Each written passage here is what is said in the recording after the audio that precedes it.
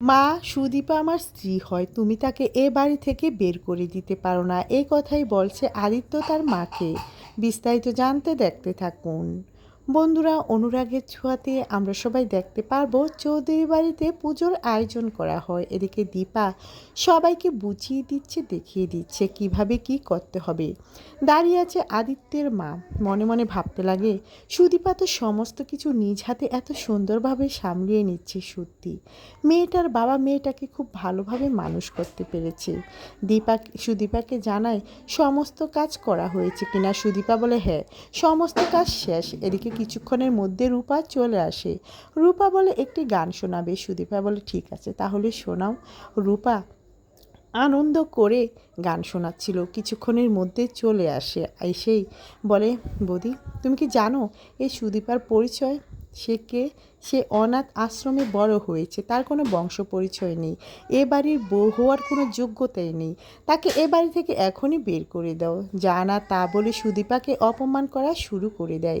সুদীপা কোনোভাবেই নিজের এমন অপমান সহ্য করতে পারে না। বলে আমি প্রমাণ নিয়ে এসেছি সাথে করে, প্রমাণ দেখাচ্ছি। এই কথা বলে একটি চিঠি বের করে নিয়ে আসে। সেখানে সমস্ত কিছু। আদিত্যের মা দেখে তো পুরো চমকে যায়।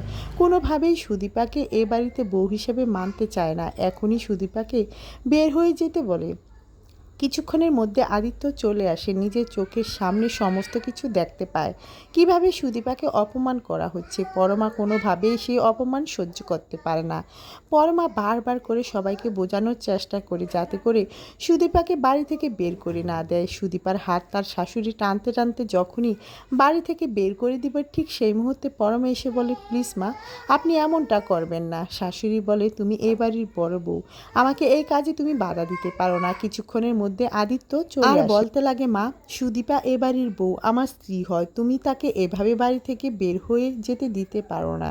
হাতটা ছাড়ো বলছি। যেটা শুনে তো আদিত্যের মা পুরো চমকে যায়। বলে আমি কারো কোনো কথাই শুনবো না। এই মেয়ের বংশ পরিচয় নেই, সে অনাথ, তাকে এ বাড়ি থেকে বের করে দিব।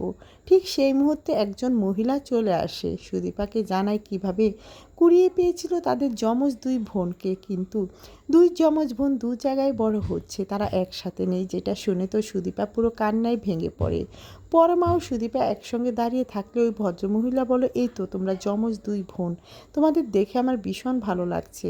পরমা বলে যমজ দুই বোন মানে? না, আমি তো ওর যমজ কোনো বোন না, আমি এ বাড়ির বড় বউ।